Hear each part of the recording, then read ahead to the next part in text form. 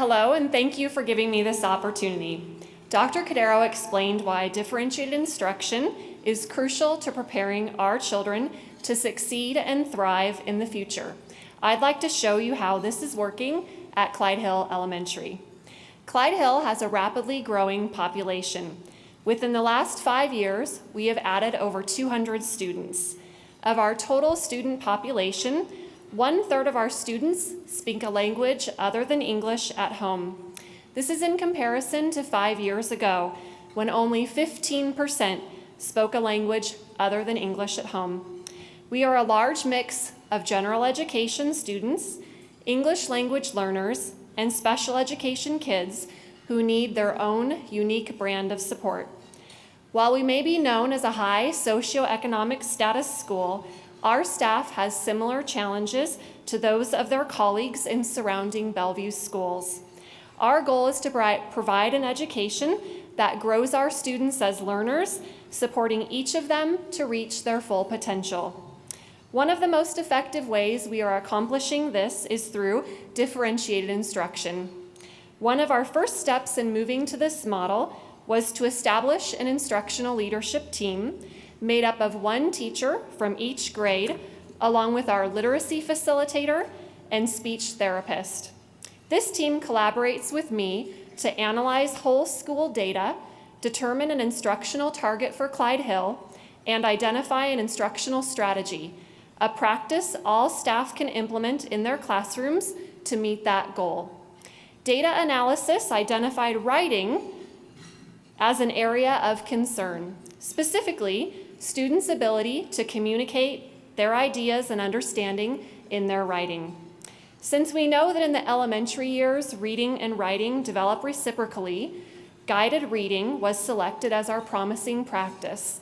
That practice, which all staff would learn more about and implement as written response, is a large component of guided reading. Our guided reading groups are small, flexible groups that are based on data and reflective of children's needs. Therefore, ongoing assessment of students' achievement levels is important. On a weekly and often daily basis, we are measuring student progress to ensure that a particular guided reading group or teaching target remains appropriate for that student. Students grow at different rates. Therefore, our groups are fluid and flexible based on student need. What is stable is that of the 660 students at Clyde Hill, every child is in a guided reading group. You cannot have progress without accountability. It's true in business, it's true in raising a family, and it's equally true in the school setting. We have a data wall in my office, and this is what it looks like. You can't miss it. It's big and it's pretty much in your line of vision, no matter where you're standing or sitting in my office. We've developed watch and extension lists by grade level. This lists the students with their assessment data and documents the strategies we've used to support and/or extend their learning. In other words, if a child has any struggles with reading or writing, his or her name is on my wall, so there is no slipping through the cracks. And always, I share a sense of urgency about student learning, from children who struggle and need extra support to students who are accelerated and need an additional challenge to keep them engaged. We are committed to closing the achievement gap and extending the learning for students who already come to us prepared. When it comes to helping our children succeed, we have no time to lose. Thanks to funding from Bellevue Schools Foundation, we were able to see instructional practices, including guided reading, in practice this past January at 3 elementary schools in San Diego, all of whom are achieving extraordinary results. During our visit, we learned about the concept of classroom focus walls. Here you can see a board in Mrs. Anderson's kindergarten classroom. Clyde Hill's focus walls contain 3 elements: the skill a teacher is targeting, sentence frames or starters so students may communicate what they're learning to another person, and exemplars of student work. Regarding these examples, a teacher will tell the class that it's someone's best work because he or she is demonstrating the specific skill targeted by the teacher. These walls have not only increased instructional effectiveness and student motivation, they also provide a celebratory opportunity for students who might not necessarily shine in other areas. It is for this reason that our focus walls have become a very big deal to our students. I wish I had time to name all the progress that has come out of our differentiated learning initiative. Since implementing this in November of the current school year, we've charted a 50% increase in students who are reading above grade level.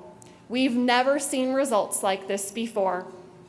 As a result of our work this year, our teachers now see each other as instructional leaders, and our doors are open to each other throughout the learning cycle.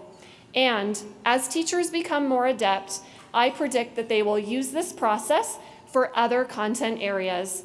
In these days of growing classroom populations, it provides some small buffer against larger class sizes. Parents and community members often wonder if asking teachers to provide differentiated instruction is unrealistic. How can you meet the wildly divergent needs of a classroom community when you are only one teacher? But these methods make teachers' jobs easier, not harder, because we've removed the guesswork and replaced it with data, strategies, best practices, and happily astonishing results. But don't take my word for it. I'd like to introduce you to Mr. Partiv Mathur, a third grader in Mrs. Gwaltney and Mrs. Castaneda's class, and Mr. Logan Smoot, a first grader in Mrs. Scav's class, so they can share how guided reading has supported them this year.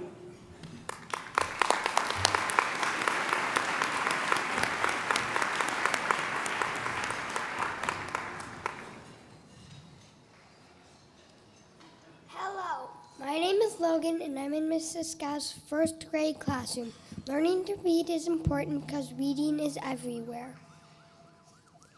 This year in my guided reading group, I learned about making inferences, gathering evidence from the book, problem and solution, contractions, the prefix on, and answering questions in our reading journals.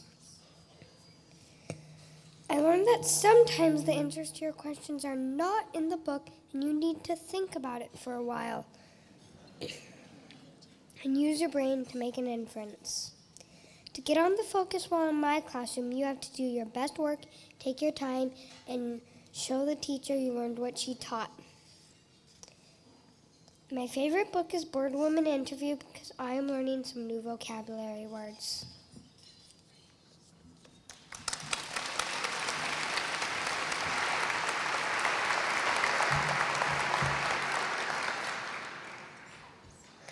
Hello, my name is Parthiv and I'm in Miss Gwaltney and Miss Castaneda's third grade classroom.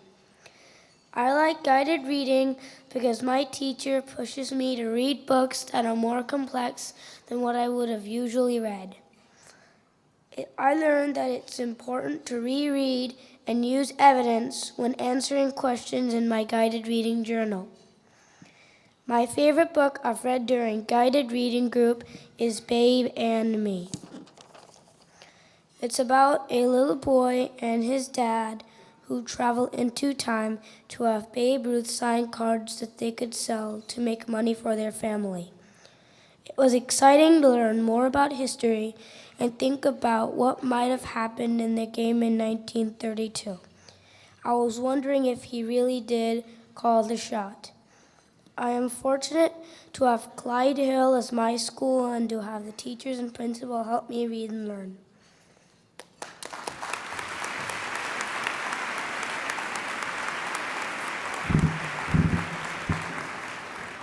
Thank you, Partiv and Logan. Partiv has made astronomical progress this year, moving from third grade reading level to end of year fourth grade reading level in the last 3 months. Similarly, Logan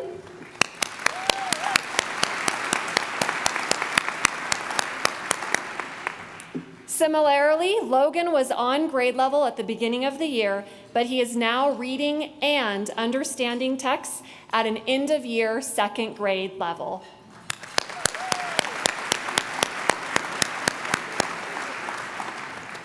I'm so very proud of these boys. I'm so very proud of these boys.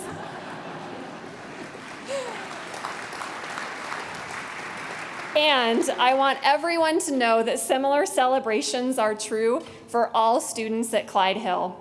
Now you can see why I am so proud of our students and staff. Many parents at Clyde Hill could probably send their children anywhere, but they continue to enroll at our school. Your generous contributions to Bellevue Schools Foundation over the years have done so much for our schools. Thank you so very much.